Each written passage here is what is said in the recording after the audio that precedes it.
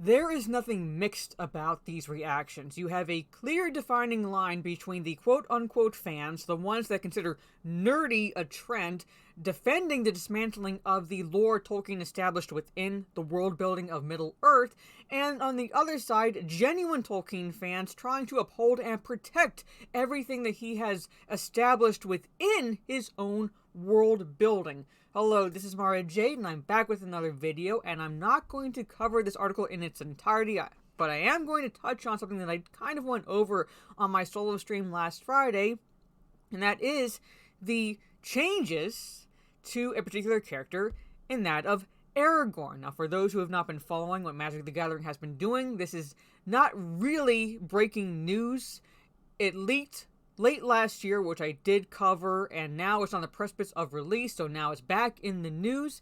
And what are they doing? Well, if you haven't been paying attention, let's just dive right into this article so you can get a gauge of the stupidity of what Magic the Gathering is doing, and the audacity by this writer in defending it. So without further ado, let's just go right to the point of what this video is about. So here it is. So this is about Magic the Gathering, what they're doing, and that is Aragorn, folks. That is Aragorn, right there on the right. Alright? So let's just scroll down to what this idiot is saying.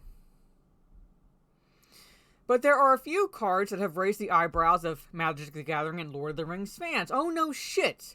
One card in particular has received mixed reactions. No, not mixed. Not mixed at all. Very, very clear divide. Due to an unexpected visual representation. No, not unexpected.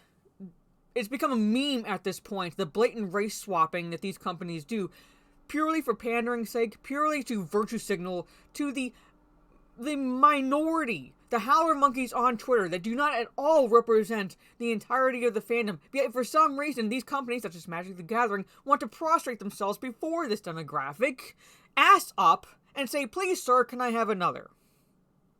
Right here, the card in question is Aragorn and Arwen wed. This legendary creature card is meant to represent the former ranger and reinstated king of Gondor together with his elven betrothed. Alright?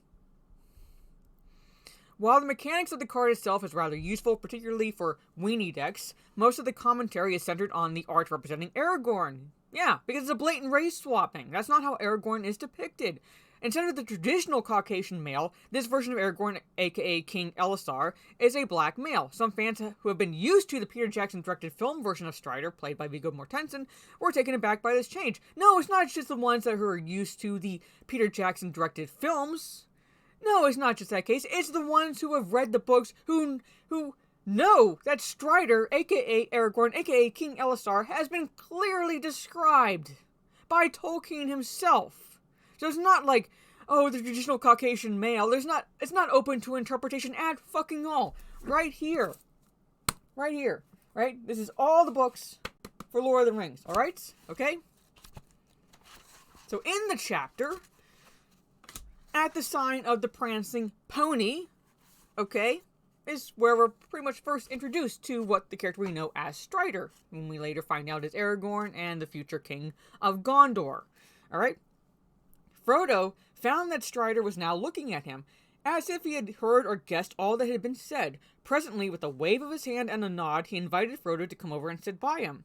As Frodo drew near, he threw back his hood, showing a shaggy head of dark hair flecked with gray, and in a pale, stern face, a pair of keen, gray eyes. I'll repeat that. I'll fucking repeat that.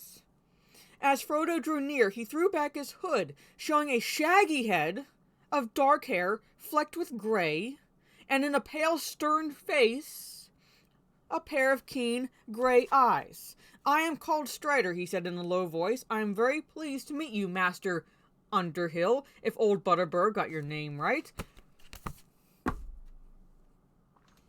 Pale, stern face. Pale!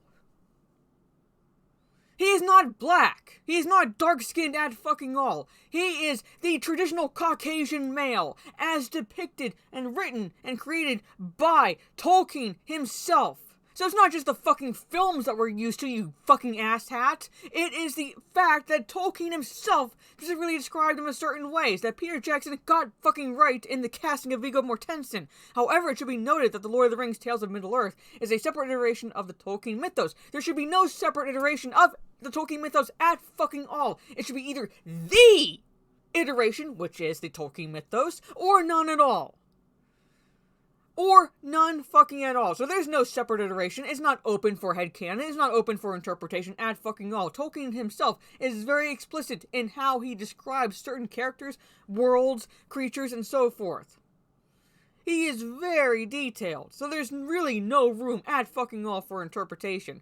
And any interpretation there was, pretty much, was him deciding he might want to change a few things here and there, because he was never satisfied himself. He was the consummate perfectionist, to the point where his editors were actually driven nuts because they wanted him to finish his work. Alright?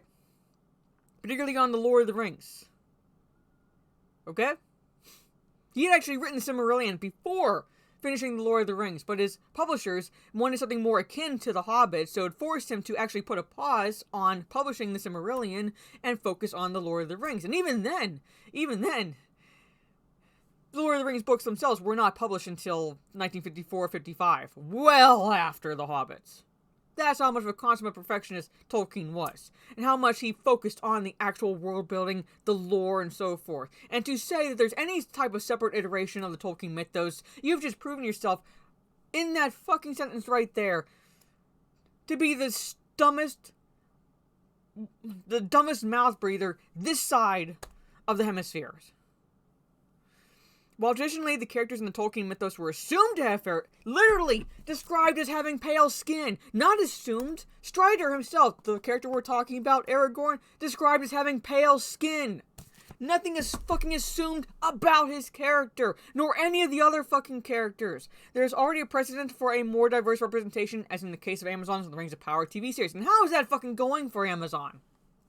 How is that fucking going for them? Last I heard, they're going to have to lay off 9,000 more employees. So how is that fucking going for them, the diverse representation? How is that going for them, with people actually calling out, such as myself and others, the bullshit that they were trying to peddle as anything respectful for Tolkien? How is that fucking going for them? But there it is. There is that stupidity right fucking there on this site. And I know I'm going to be seeing more of this shit because you had the Magic the Gathering cards being released, if not now. I don't follow Magic the Gathering, but at least in the very near future and what they're doing to the characters, because Aragorn's not the only race-swapped character in this deck from what I've read. You have Rings of Power Season 2 in the works.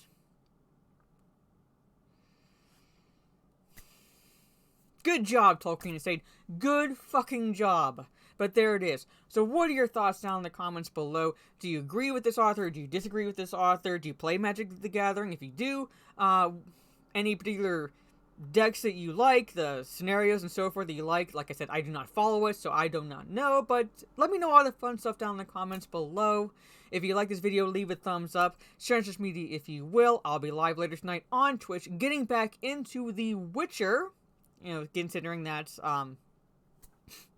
I've pretty much checked out of Hogwarts Legacy. Now, will I stop playing the game entirely? Most likely not, but I am pretty much going to stop streaming it because, to me, the story itself is very mid.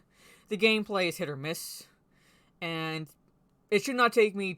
It took me over 2 hours, and the only thing I got done in the last time I streamed the game that was of any note whatsoever was the first trial. That's it. That's fucking it. The fact that they have you do all this other extra shit is just ridiculous at best. But anyway, I'll be back to playing The Witcher tonight, about 7:30 p.m. Eastern, so come check that out. Again, like, share, subscribe, all that fun stuff. This is Mara Jade. Catch you on the dark side, and nothing fucking mixed about it, you asshats. Fucking hell.